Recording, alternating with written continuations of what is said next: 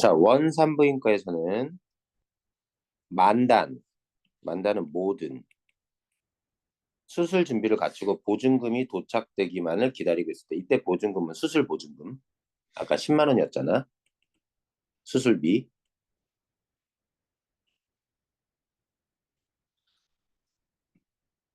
여기도 보증금이지만, 알겠죠? 병원에서도 10만 원이란 돈을 미리 받고 수술해 줄 생각을 하고 있는 거지. 학교에서 우격다짐으로 후려낸 가불에다 가까운 동료들 주머니를 닥치는 대로 털어 간신히 마련한 10만 원을 건네자. 자, 금태의 마비츠 안경 브랜드 이름 쓴 안경을 쓴 원장이 바로 마취사를 부르도록 간호사에게 지시했다. 자, 이때 원장의 태도는 이렇게 학교 교과서에서는 이렇게 설명하고 있어. 아니, 사람이 지금 눈앞에서 죽어나가게 생겼는데 돈이나 받고 수술해 주는 거 보면 비인간적인 거 아니냐. 근데 이렇게 판단하면 돼, 그냥. 근데 좀 떨어져서 생각해 보면 언제까지 몇 명의 환자까지 돈 없이 수술해 줘야 돼. 병원이라는 것도 당연히 생명을 살리는 것이지만 이익을 추구하는 건데 공짜로 해줄 수는 없잖아. 나중에 못 갚으면 어떡하라. 이게 과연 이걸 비인간적이라고 해야 될지. 근데 이 소설에서는 비인간적인 모습이야. 지금 이 10만 원을 지금 어떻게 마련했어? 자기 돈 가불했고 동료들한테서 얻어낸 거야. 이런 정성, 그러니까 나의 인정 있는 성격을 드러내죠. 비록 앞에서 거절할 땐 소시민적인 자기 이익을 우선시하는 모습이지만 흔히 보는 우리랑 비슷한 사람들인 거죠. 원장은 내가 권씨하고 아무 척분 인연 거기 어이풀이 있습니다. 왼쪽 날개에 인연도 없으면서 친인척도 아니거나 그런 인연도 없으면서 그의 새빵 주인 따름인 걸 알고는 혀를 찼다. 이 태도가 이제 또 비인간적이지. 아버지가 되는 방법도 여러 진리군요. 길의 사투리. 보증금을 마련해 오랬더니 오전 중에 나가서 여태껏 얼굴 한번 안 비치지 뭡니까? 어, 맞습니다. 의사가 애를 꺼내는 방법도 여러 길이듯이 아버지 노릇. 야, 요거 봐봐. 이거 돌려가는 거. 병원의 속물적인 태도를 비꼬는 겁니다. 야, 네가 아빠가 되는 방법이 여러 방법이라고 그 사람을 권씨를 깔 만한 자격이 있어? 너도 마찬가지잖아. 이렇게 얘기하는 거지. 자, 이거는 의사가, 자, 원장이라고 할까요? 원장이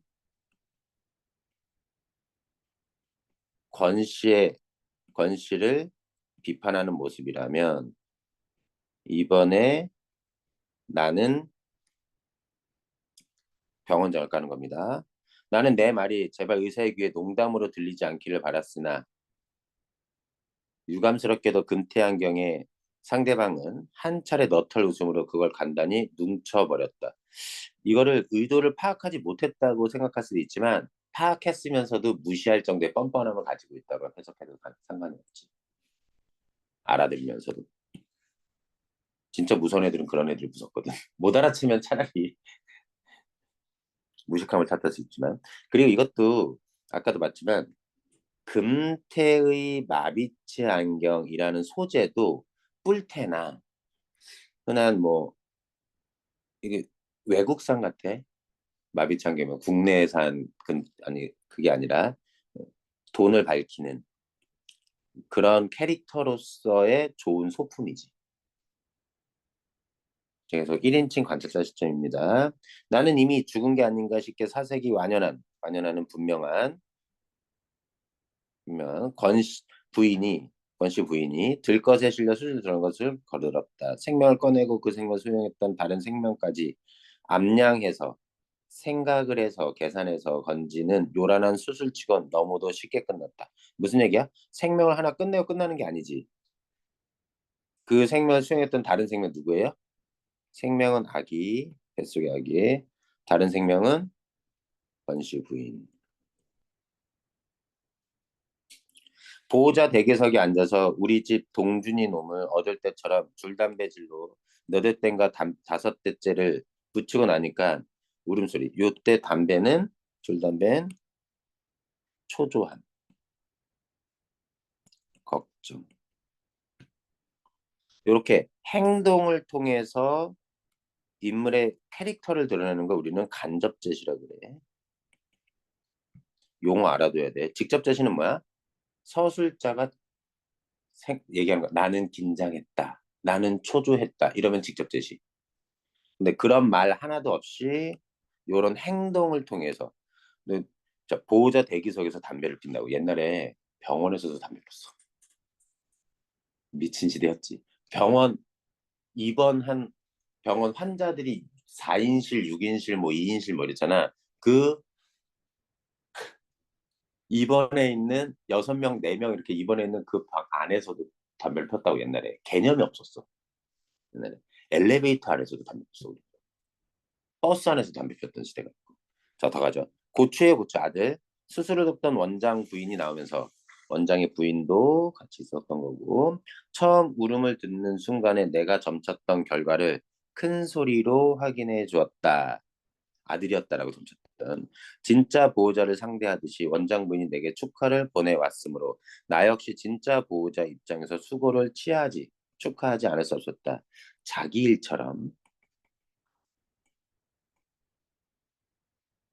기뻐하는 난 겁니다. 잠시 후에 나는 강포, 포대기 같은 천에 쌓여서 밖으로 나오는 권기용 씨의 차남을, 아들, 딸이 있거든, 이미. 아이 둘. 그러니까 이제 두 번째 아들이니까 차남이라고 한 거, 둘째가 아니라. 셋, 순서상으로는 셋째.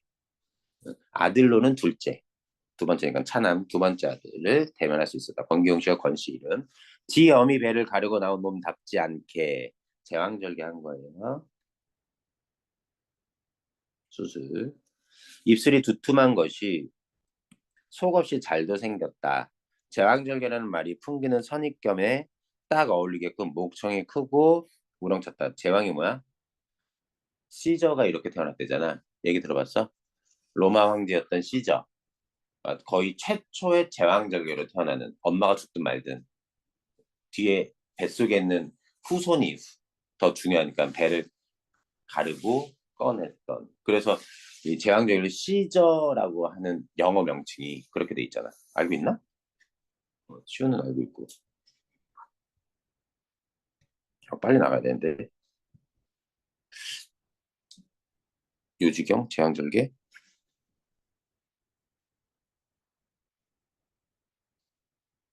영어 이름 있을 텐데.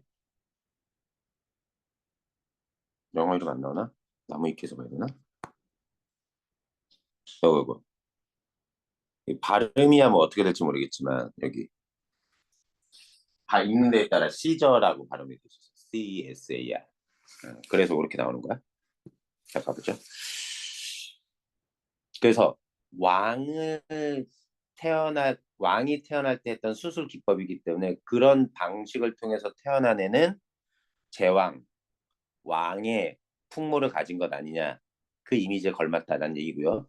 병원 건물을 온통 들었다 놓는 억세디 억센 울음소리를 듣는 동안 나는 동준이 놈을 낳던 날의 감격소로 고스란히 빠져들었다. 자, 그래서 자기 일처럼 부모의 심정으로 권씨를 진심으로 도왔다는 걸 알 수 있습니다. 참 대단하죠. 여기도 중요해요. 나의 심리 변화, 태도 변화. 맨 처음에 냉정히 거절하지만 연민과 동질감. 아, 이거 완전히 나체화구나. 아까 얘기했던 그 감정을 느끼고 수술비를 그러니까 집세 보증금을 생각해서 빌려주기로 해서 빌려주고, 그 다음에 심지어 병원장이 권 씨를 비판했을 때 권 씨를 편드는 정도로 마음을 가지고 있다가 아이를 낳고 너무 기뻐하는 겁니다. 그 다음 그날 밤 시간대가 바뀌어요. 여기 아주 대단히 결정적인 부분이지. 우리 집에 강도가 된 것은 공교롭게도 그날 밤이었다. 언제? 수술비를 내주고 아이가 태어난 날 밤. 난생 처음 당해보는 강도. 자꾸만 누군가 내 어깨를 흔들어대고 있었다. 귀찮다고 뿌리쳐도 잠자코도 계속 흔들어 깨려던 손에 감추게 내 식구의 그것이 아니라 퍼뜩 깨닫고 눈을 떴을 때 나는 빨간 꼬마 전구 불빛 속에서 요 불을 켜놓고 잠이 들었을지 모르지. 복면의 사내를 봤다. 정체는 누구예요? 권 씨였습니다. 권 씨는 알아 몰라? 수술비가 내줘서 자기 아이가 태어났다는 걸 모르는 상태야. 그래 똑바로 내 목을 겨누는 식칼의 서술도 봤다. 술 냄새. 자, 일단 첫 번째 술 냄새. 자, 그래서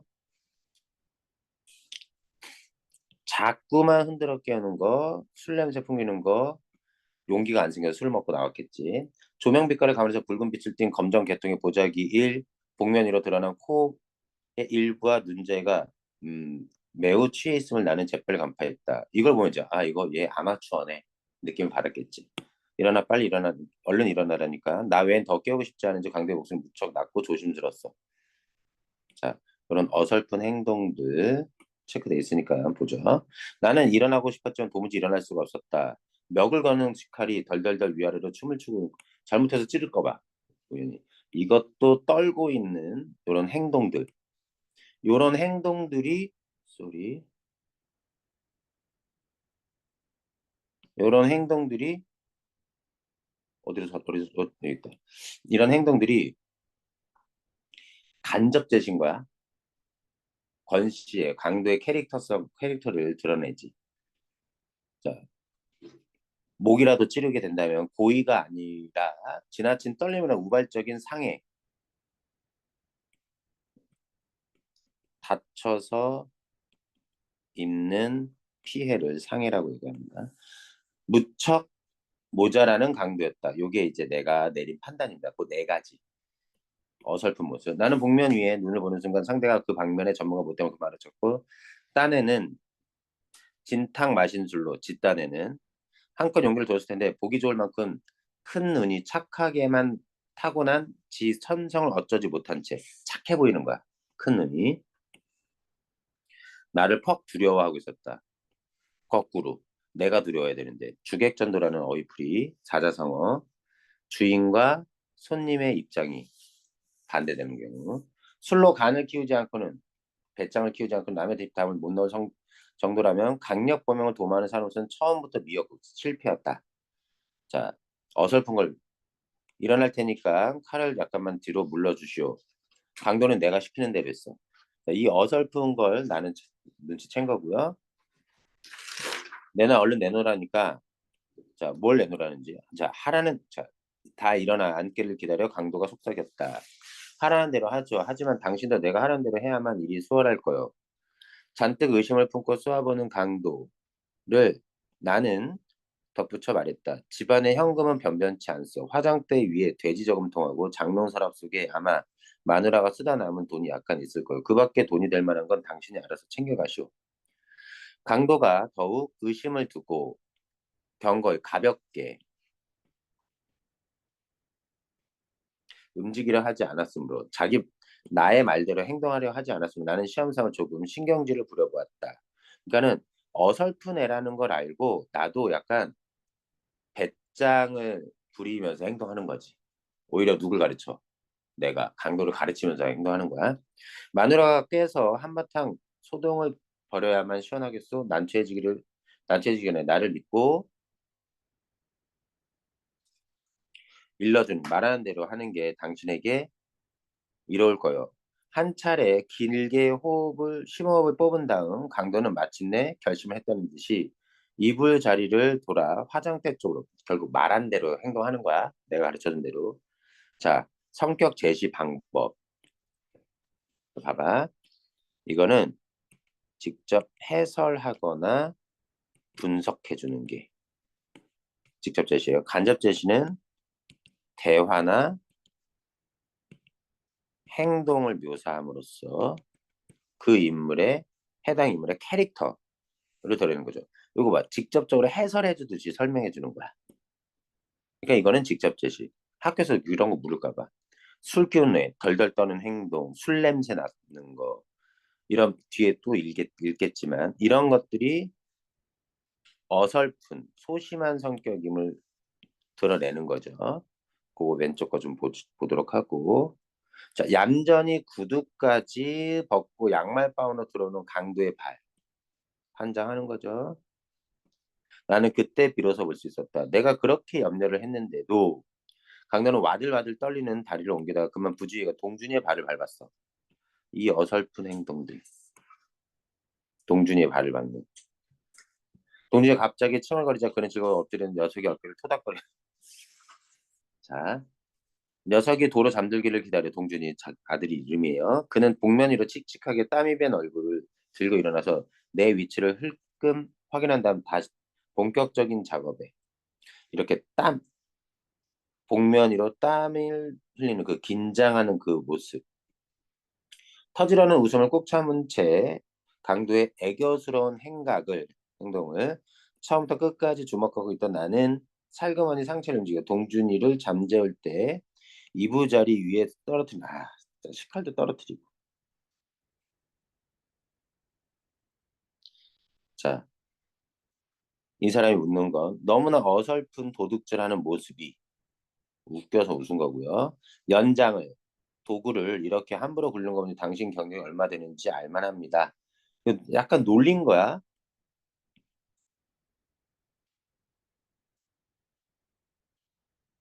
내가 내미는 칼을 보고 그는 기절할 만큼 놀랐다. 나는 사람 좋게 웃어 보이면서 칼을 받아가라는 눈짓을 보였다. 그는 겁에 질려 잠시 망설이다가 내 재촉을 받고는 후다닥 달려들어 칼자를 낚아채 가지고 다시 내 목을 겨누었다. 그가 고의로 사람을 찌를 만한 위인이 못 되는 줄 일찍 간파했기 때문에 나는 칼을 되돌려 준 걸 조금도 후회하지 않았다. 아니야 다를까. 그는 식칼을 옆구리 쪽 허리띠에 차더니만 몹시 자존심이 상한 표정이 되었다. 자, 이거를 받고 지금까지 보여줬던 행동도 마찬가지. 나의 행동도 강도를 무서워하는 행동이 아니었어요. 심지어 칼을 돌려준다는 것 자체도 말도 안 되는 거지. 도둑 맞은 물건 하나 제대로 없는 주제에 이죽거리긴 빈정거린다는 뜻입니다.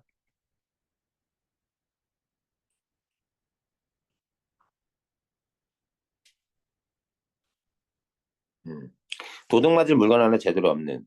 이거는 나가 아니 도둑이 나를 비난하는 거고요. 이때 이죽거린다는 건 내가 도둑인 그 자신을 비난한다고 비웃는다고 여겼기 때문에 이렇게 얘기한 거죠.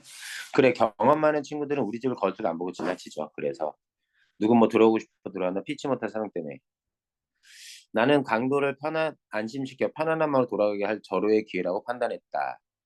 그 피치 못할 사정인 게 되게 그렇습니다. 가령 식구 중 누군가가 몹시 아프다든가.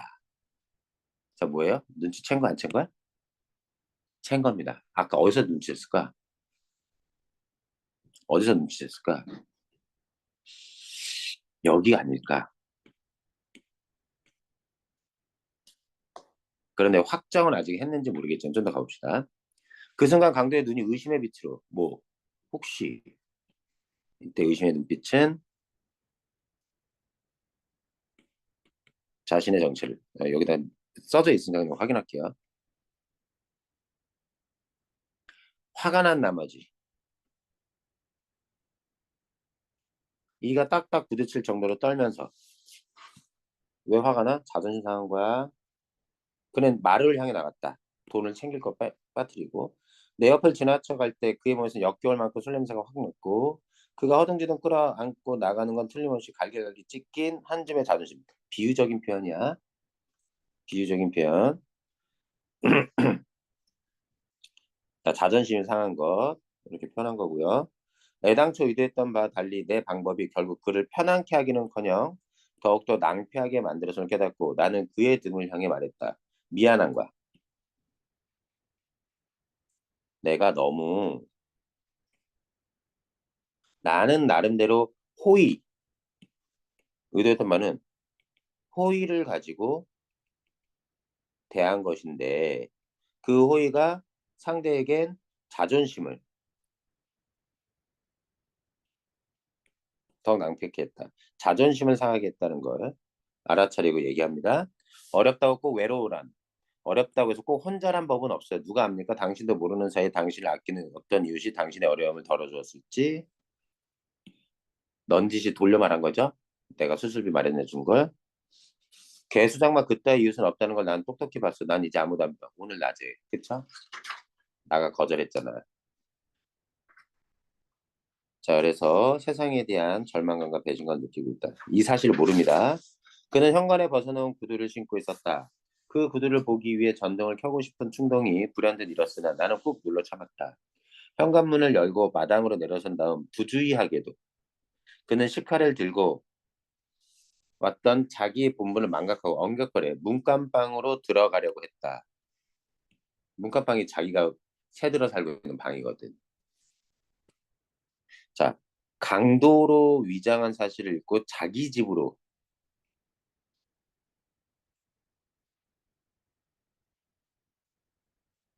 그만큼 어설픈 거야, 지금. 그의 실수를 지적하는 일은 훗날을 위해서 나로서는 부득이한 조처. 왜? 정체를 모른 척해야 공식적으로는 모르고 있는 것으로 인식이 돼야 다음에 권수를 아무렇지도 않게 볼 수 있지. 서로는 은근히 다 알고 있어도 속에는 겉으로는 도둑이 누군지 모르는 상태가 되니까 공개가 되면 안 돼. 대문은 저쪽입니다. 이게 또 문간방 부엌 앞에서 한동안 멍하니 망연자실해서 있다가 이윽고 그는 대문 쪽을 향해 느릿느릿 걷기 시작했다. 비틀비틀 걷기 시작했다. 요런 게 이런 것들이 다 뭐예요? 요것도 인물의 심리 상태나 성격을 간접 제시하는 거죠. 행동과 대화로. 똑같은 말 안 해? 이거 아까 했었잖아. 이렇게 자꾸 자기가 건실하는 거 흘려. 자꾸 흘려. 바보야, 바보. 네. 자존심을 지키기 위해서 또다시 이 얘기를 했고요. 누가 뭐라고 그랬나? 근데 이 대문이 어디인지를 이렇게 가르쳐주는.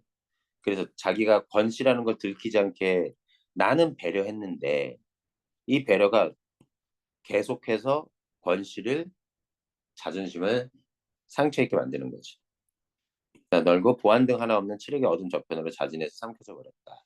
요게 약간 자 보안 등 일종의 가로등 하나 없는 이게 그 권씨의 암울한 현실이나 미래를 보여주는 장치라고 볼 수도 있겠다. 해석이 왜 글씨가 왜 이래? 권씨의 나는 대문을 잠그지 않았다. 왜? 나갔다가 보면 다 이제 해치우고 다 원래 권씨 차림으로 평상복 원래 보통의 권씨의 차림으로 해서 돌아올 거라고 생각해서 이거 다 나 되게 착해 배려지 배려 그냥 지쳐놓기만 하고 들어오면서 문간방에 들러 권씨가 자 지쳐 여기 잠그지 않고 놓은 거 열어놓기만 하고 들어오면서 문간방에 들러 권씨가 아직 귀가하지 않았으니까 왜? 이 문간방에 어른들은 없지 권씨 아내는 그날 이날 아이를 낳고 아직 수술을 몸이 회복된다고 퇴원해야 될 거야. 깜깜한 방 안에 어미 아비 없이 오누이만 둘만 새어잠을 자고 있음을 아울러 확인하고 나왔다. 아내가 잠옷바람에 팔짱을 끼고 현관 앞에 서 있다. 무슨 일 있어요? 아무것도 아니야. 잃은 물건이 하나도 없다. 돼지저금통 화장대에 그대로. 그러니 아무것도 아닐 수밖에. 착해 사람이. 다시 잠이 들기 전에 나는 아내에게 수술 보증금을 대납해준 사실을 비로소 이야기했다. 한참 말이 없다가 아내는 벽 쪽으로 슬금이 돌아누웠다. 뗄 연료는 없어. 전세돈이 있으니까. 그럼 마음에 안 드는 거 아내는. 근데 남편이 이미 그렇게 저질러 버렸는데 그냥 참아주는 거지. 무슨 일 있었군요. 아내가 다시 이쪽으로 돌아누웠다. 우리 집에 들어왔던 한 어리숙한 강도에 관해서 나는 끝내 한마디 내비치자 비밀을 지키는 거지. 이것 또한 배려야. 자기만 권 씨와 자기만 알고 있으면 되는 거지. 이튿날 다음날 시간대가 바뀌었습니다. 아침까지 권 씨는 귀가해 있지 않았다. 출근하는 길에 병원에 들러보았다. 수술 보증금을 구하러 병원 문 앞을 나선 이후로 권 씨가 거기에 재차 발걸음한 흔적은 어디에서도 찾아볼 수 없었다. 자, 병원에도 안 왔어. 집에도 안 왔어. 그 다음날 또 다른 다음날 또 그 다음 날도 권 씨는 귀가하지 않았다. 이거 뭐냐? 이거 도대체 무슨 일이냐? 그가 행방불명이 된 것이 이제 분명해졌다. 그는 그리고 본인은 그게 아니었다 해도 결과적으로 내 방법이 매우 졸렬, 못났어. 속 좁고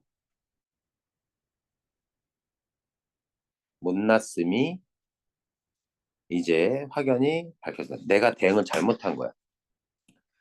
나의 배려가 오히려 권 씨의 자존심을 크게 다치게 했던 거지. 복면위로 드러난 두 눈을 보고 나는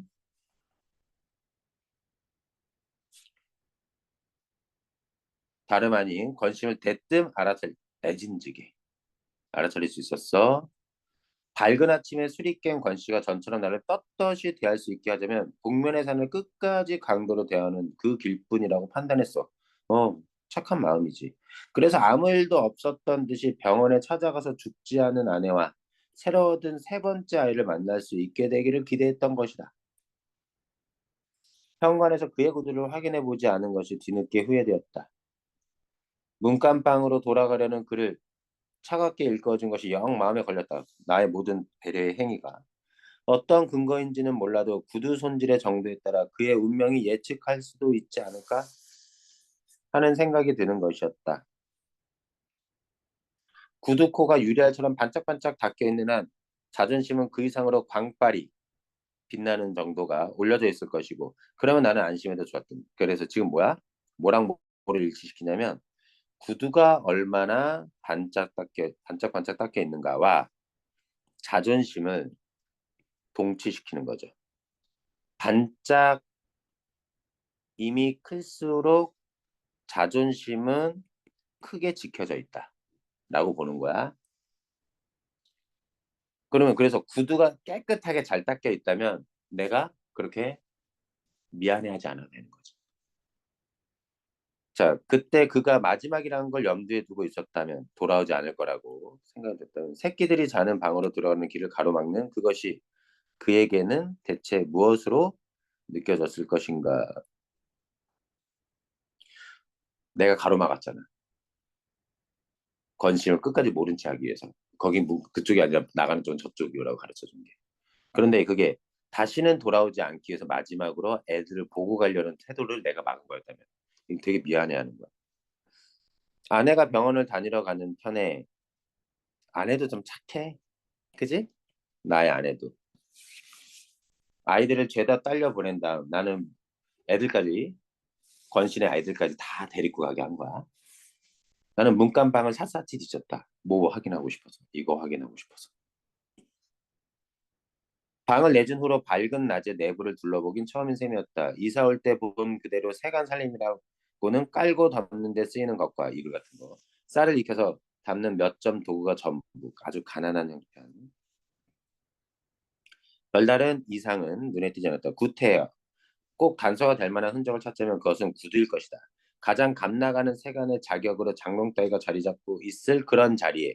근데 장롱은 없어.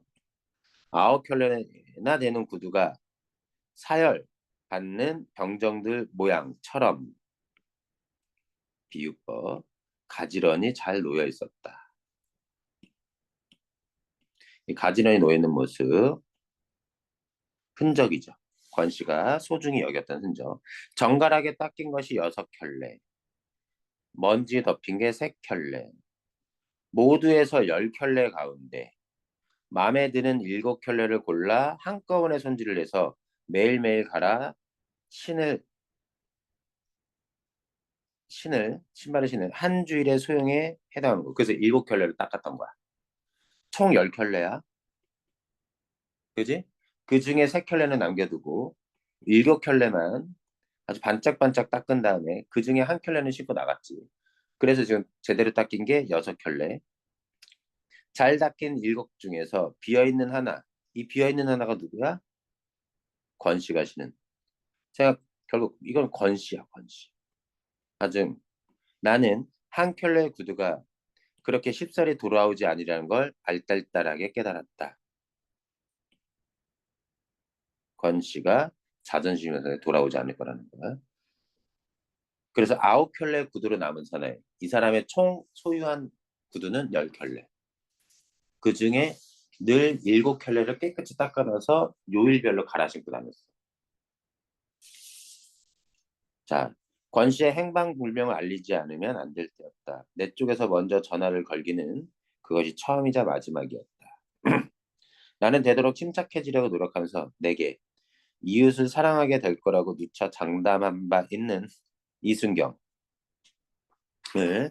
전화로 불렀다. 그래서 마지막 행방불명을 알리면서 끝나는, 여기 잠깐만 볼게요. 구두 요거 시험제 나옵니다. 자, 권 씨의 자존심을, 권 씨의 심리 상태도, 그리고 이 사람이 습관적으로 자기가 신고 다니는 구두에 먼지가 앉으면 그것을 닦아내는 행위를 해. 아까도 닦아내는 행위가 자존심을 세우는 행위이기도 하다. 그런 부분도 있고. 자, 10켤레에서 9켤레나 남은 요 구두는 비참한 처지와 부재, 실종됐음을 상징하고, 한 켤레의 구두는 권씨를 상징한다. 내용은 그렇고요. 실제로 당시 있었던 요 사건, 요 사건을 배경으로 나온 소설입니다. 자, 여기 나오죠, 이렇게.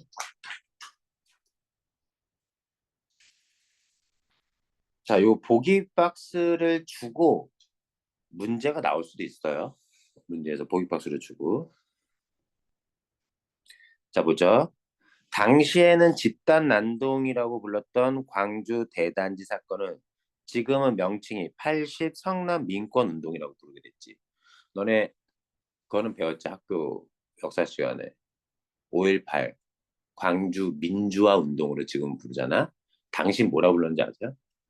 간첩들이 폭동을 일으켰다고 언론 플레이를 했습니다. 당시 정권에. 그래서 광주 사태라고 불렀어.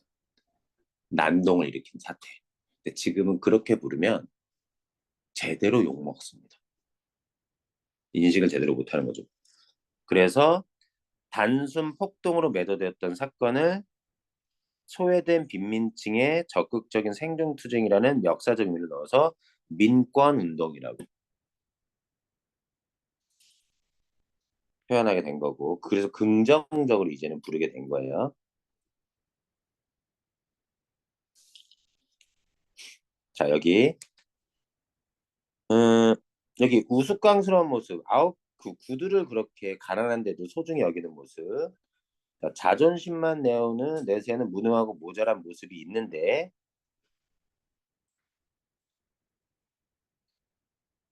그것이 무엇 때문이다? 산업화라는 것에 의해서 피해를 입은 모습이다. 권 씨의 마지막 자존심, 자기의 정체성, 지식인이라는 그것이 구두의 상징적 의미다. 문제를 실제로 풀면서 확인하면 됩니다. 자, 캐릭터. 이런 용어를 쓰기도 해. 이 작품에서 나의 성격과 권 씨의 성격은 변하지 않습니다. 처음부터 끝까지. 이건 또 변한다고 볼 여지도 있죠. 자기의 이익만 생각하다가 나중에 도와주기 위해서 변하는 모습은 좀 그런 모습일 수 있어. 그래서 주인공은 이 사람이 주인공. 권 씨가 주인공이고 나는 관찰자. 그래서 이 작품은 1인칭 관찰자 시점. 학교 학습지를 보면 한번 확인해 봐봐. 아주 일부 대목은 전지적 작가 시점이 들어있어. 권 씨가 얘기했던 걸 쭉 정리해서 얘기해주는 부분은, 나가 들었던 얘기를 전지적 작가 시점에서 쭉 정리해주는 그런 부분이 있을 수 있어.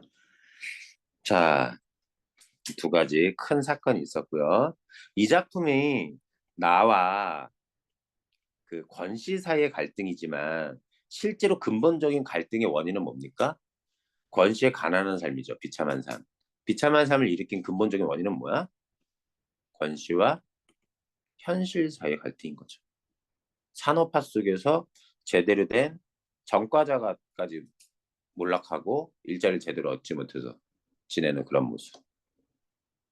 이렇게 봐주시면 되겠고,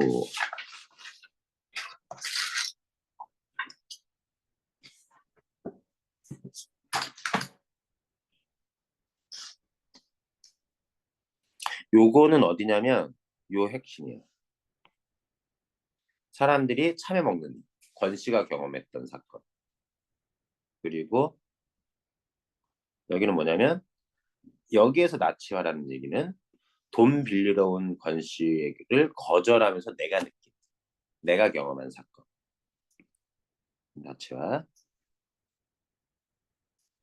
자, 여기 되게 중요해. 여기 권 씨가 느낀 나치화는 뭐냐면 여기 나옵니다.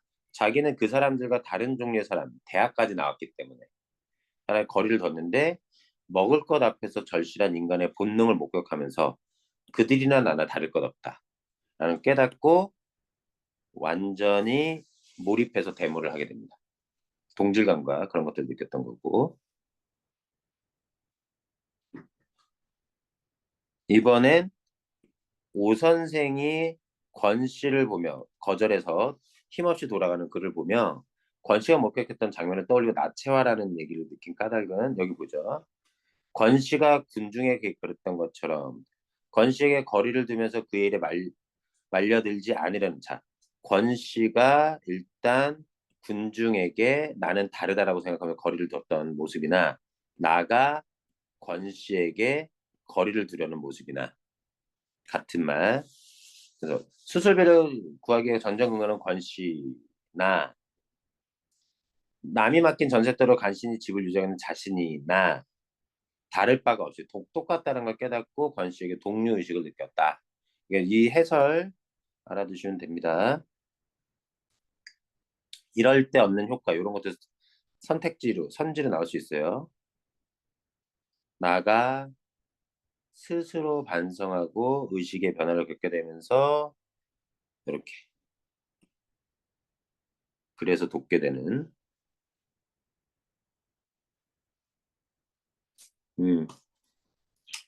여기 시대적인 배경 도시화 과정 속에서 소외받은 가난한 사람들 그것과 관련된 내용들입니다. 별건 없고 개인과 사회 갈등이라는 거 알아두시면 되고 여기에서 나오는 요 부분들 청원시연의 급속한 도시화 과정에서 부당한 정책과 사회적 모순 이것으로 인해 너네 난쟁이가 쏘알린 작은 공 이런 거 본 적 있니? 혹시 들어본 적 있니? 아직은 안 배웠을 수 있고 그 다음 다른 것들은 됐겠고 소단한 마무리 여기 뭐 이런 사건들 이렇게 지나가는 거 별건 없습니다. 한번 읽어주시고요. 자, 서사갈래의 특징은 소설과 같은 건데 소설의 3요소 인물, 사건, 배경이 소설 구성의 3요소고요. 주제, 구성, 문체. 구성의 3요소가 얘. 소설의 3요소는 얘. 이렇게 됩니다. 이론적인 거예요. 그런 게 있다. 알아두시고. 자, 일정한 줄거리를 갖는 걸 개연성 있게. 하지만 허구의 문학입니다. 상상해서 꾸며 쓴. 여기서 되게 핵심적인 거 서술자가 있다라는 거. 현실 고발적인 성격의 작품이다. 자, 두 가지 갈등 유형 얘기했었고 나머지 됐고 됐어요. 그 정도 보고 여기 뒤에 나오는 불편한 편의점 있잖아. 이거 학교에서 자료 화면 같은 것도 보여주시나? 영상 같은 거? 불편한 편의점 들어갔니? 아니 안 들어갔어? 들어가면 아마 영상 보여주실 수도 있어. 영상을 보는 게 훨씬 좋고 여기는 내가 일일이 진도를 나가진 않을까 해. 그래서 거기 한번 보시고요. 뒤에 내용 정리된 거 잠깐 한번 볼게요. 어디냐?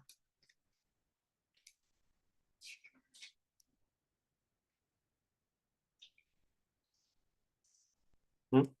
아, 안 올렸구나. 여기서 찾아야 되겠네. 이렇게 줄게. 잠깐만 기다려. 잠깐 쉬고 있어봐. 해놨어. 4였나요?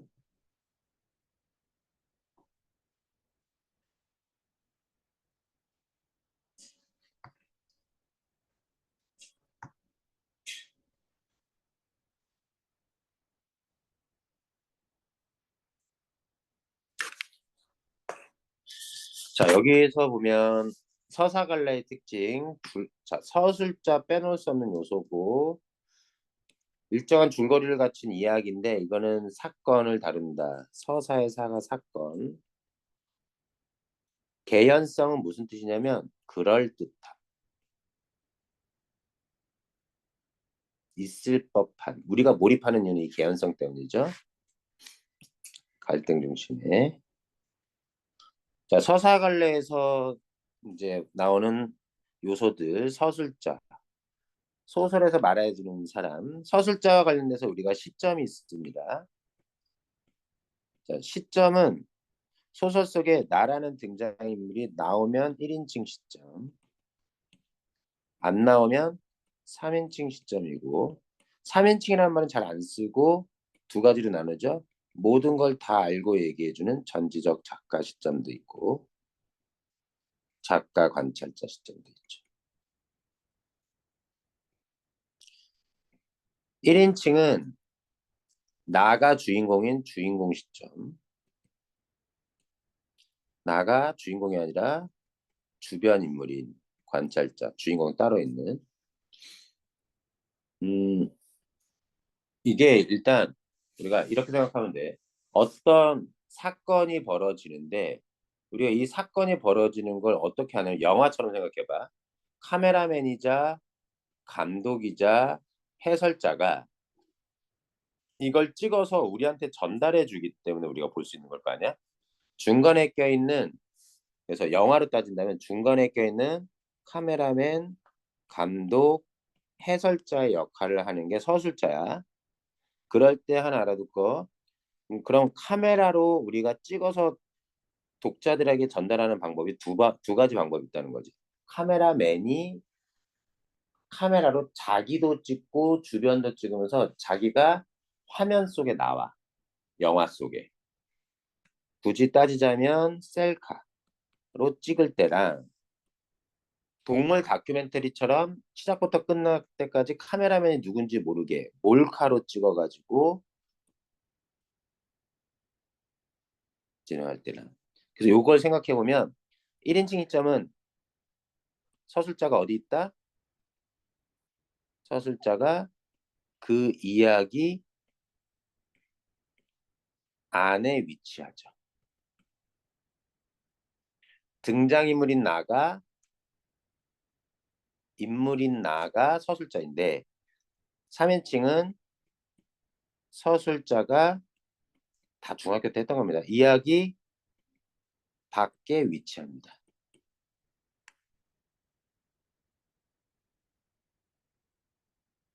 자, 1인칭 주인공 시점은 주인공인 나가 자신의 이야기를 하는 것.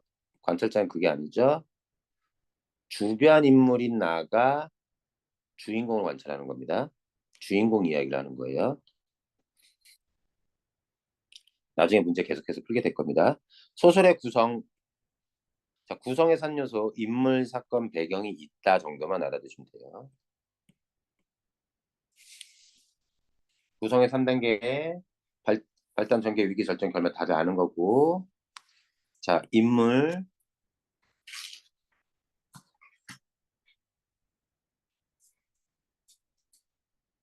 뭐 평면적 인물, 입체적 인물, 전형적 인물, 개성적, 주동적 인물. 주동은 주인공 얘기하는 거야, 주인공. 반동은 그에 반하는 빌런 같은 애들이 반동 인물. 나머지 성격 변화가 있으면 입체적. 여기 잠깐 애매한 지점은 있어.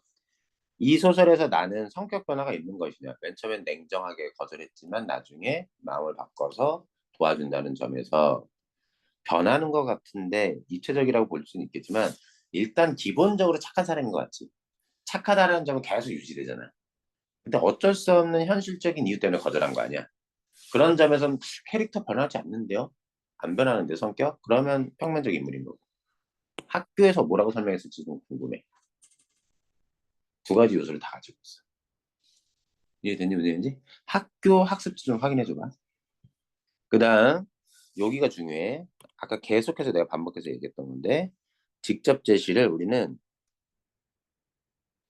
음, 직접 제시를 말하기라고 얘기하고, 서술자가 말해주는 겁니다.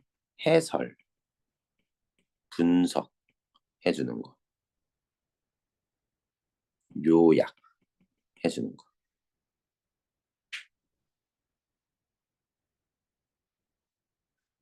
간접 제시는 또 다른 말로 극적 제시, 연극적 제시라는 거야. 대화와 행동으로. 우리가 드라마나 영화 보면 누군가 내레이터가 있어가지고 내레이터가 그 사람의 지금 그 사람은 기쁘다, 그 사람은 기분이 나쁘다 이렇게 해설해 준 사람 없잖아.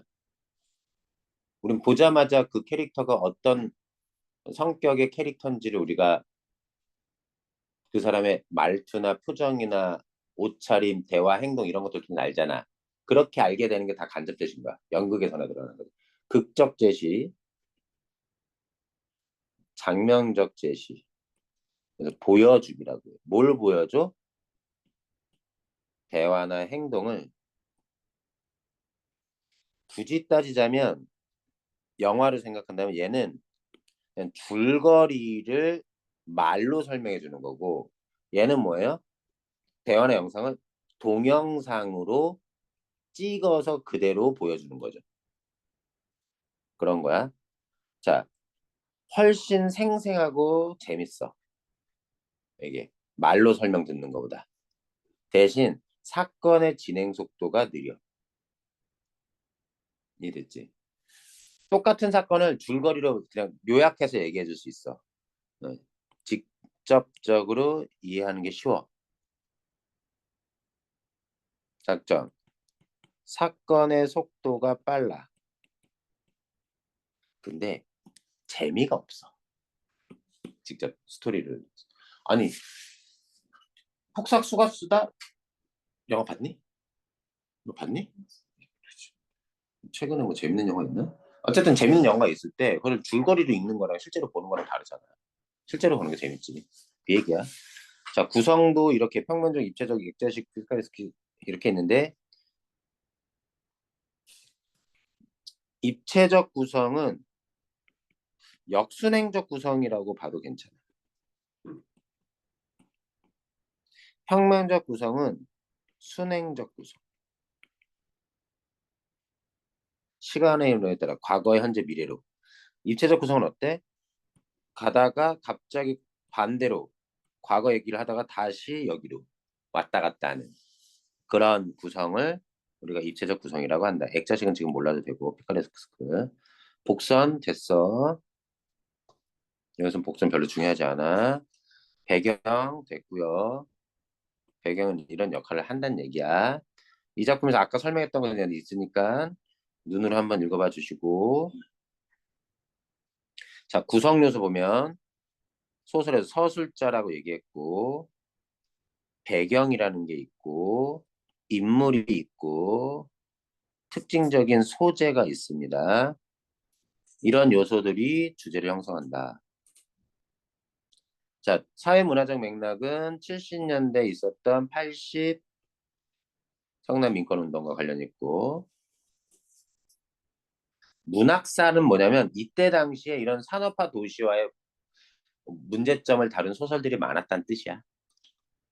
음, 한번 읽어보시고 여기 됐고 작품의 시점 여기 있습니다.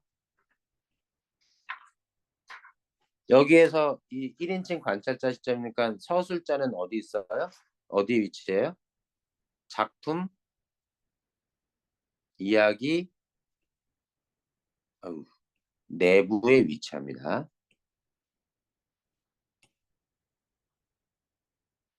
그리고 주변 인물입니다. 나는 주인공인 권 씨를 관찰해서 그의 이야기를 전달합니다. 자기 나름의 해석이나 평가를 내린다. 그래서 이 작품은 객관적이지 않아요. 주관적이에요. 나의 입장에서 이해한 바를 얘기합니다. 그리고 권시의 내면은 직접 알 수가 없어요. 내가 어떻게 권시의 속마음이 어떤지 어떻게 합니까? 나라는 등장인물이, 서술자이자 등장인물이 추측해야만 한다. 인물의 캐릭터 소개 나온 거고, 여기 보시면 됩니다. 소시민은 자기의 그냥 대시민이란 말은 없습니다. 대시민의 반대말 정도로 생각하면 돼요. 어떤 음, 개인적이고 좀 이기적인 어떤 그 자기의 개인적인 차원에서만 생각하고 판단하는 것. 뭐라고 할 수는 없습니다.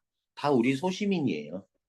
근데 우리가 근데 인류 역사를 우리의 현대사를 보면 민주화 운동이나 이런 인권 운동을 하다가 고문당하고 돌아가 죽고 이런 분들이 계시잖아. 그런 사람들은 자기가 희생을 하더라도 옳은 일에 앞장선 그런 모습은 소시민이라고 하기는 어렵지. 그렇지 않은 사람들은 다 소시민인 거야. 다 소시민이야, 우리가 다. 응? 권 씨의 태도 변화, 과거 사건에서 이때 동질감은 뭐였어? 아, 이건 바로 나체화구나. 그런 얘기. 나의 태도 변화, 동질감 나체화구나. 요런 태도 변화를 성격 변화라고 본다면 입체적인 인물이라고 봐도 되죠. 입체적인 인물이라고. 성격 제시 방법 아까 나왔던 거, 그대로 나왔던 거 설명합니다. 자, 눈으로 꼭 읽어주시고 문제를 풀면서 일일이 확인하시면 됩니다. 구두의 상징적인 의미 나왔고요. 음, 나의 선의에 입각한 행동이 권 씨의 자존심을 크게 상처 입혔고 나는 그것을 나중에 깨닫고 미안해하는 바가 있는 거고요. 구두의 상징적인 의미 시험에 나옵니다. 이 정도까지 하면 일단 됐고 내가 지금 여기 있는 문제는 너 영상 내가 톡방 만들어가지고 유튜브 줄 테니까 보도록 하고 내가 지금 아까 너 안 왔을 때 영서랑 무슨 얘기를 했었냐면 잠깐만 시우 전화번호는 아는데 이 번호 좀 한번 음, 내가 올릴 테니까 한번 보는 게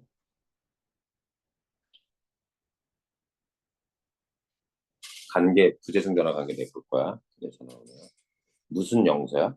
도영선. 도영서.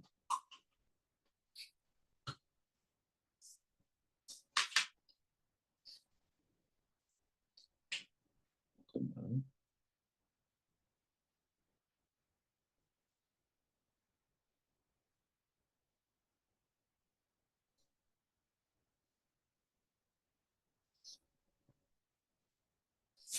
이것 좀 얘기하려는데 내가 문법을 여기 수업을 이번 주 금요일 날 없어 수업 6월 6일 내가 그때 얘기했지. 그럼 다음 주 화요일에 우리가 만나야 될 텐데 화요일까지 이거 다 풀어와. 뒤에 답 있어. 그리고 너는 영상 꼭 보고 풀어가지고 와야 돼. 보는데 그것만 보지 말고 뭐까지 보냐면 일단 나중에 보내주기는 할게.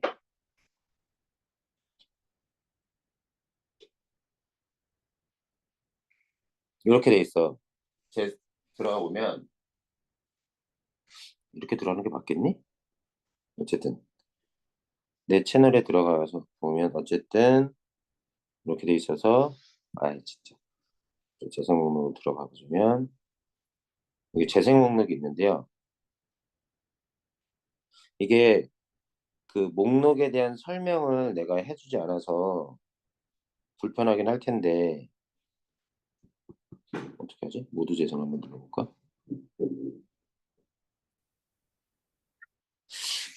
음, 이게 제목에 날짜가 이렇게 있거든. 날짜가 있거든. 날짜가 있는데 보면 이게 이번에 2월 달에 겨울방학일 때 고2 올라가는 애들 대상으로 수업했던 거야. 그럴 때 본격적으로 시험 범위 들어가는 건 저 위쪽에 시험 범위가 있어. 시험 범위에 해당하는 설명. 근데 그 전에 깔아놔야 될, 알아야 될 내용들이 있단 말이야. 알아두면 좋을 거. 설명할 거. 그래서 지금 이게 틀었는데 녹화가 좀 잘못돼가지고 10분. 요거는 그 소리가 안 나는 이유는 이거랑 연결돼가지고 소리가 안 나는 건데 보시면 이렇게 설명하면 기본적인 설명을 하게 되는데 근데 스럽다 어때? 공부스럽다, 슬기스럽다 못 붙이지. 을를처럼 붙이는 게 자유롭지가 않지. 아, 이걸 끊는 게 아니라 맞는데?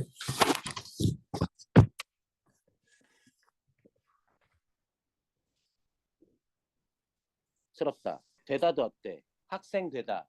이상하지. 안 쓴다고. 송 되다. 이거는 쓸 수 있지만 아이 되다. 이상하단 말이야. 답다도 제한적으로만 쓸 수 있지. 그치? 얘네들은 봐봐. 이 지금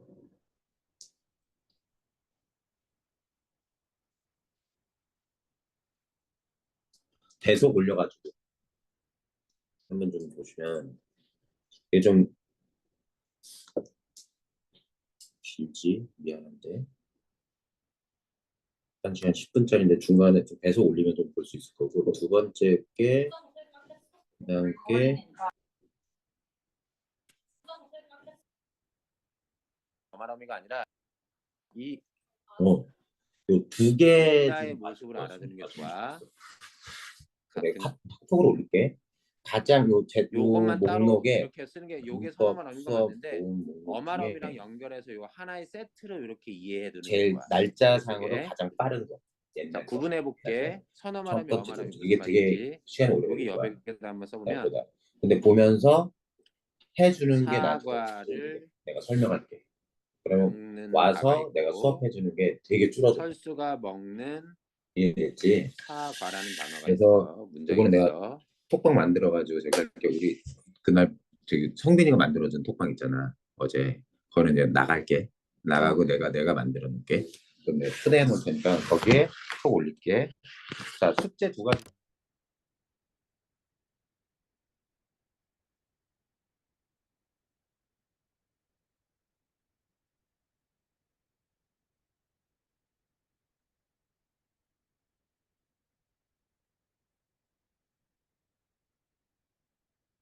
봅시다.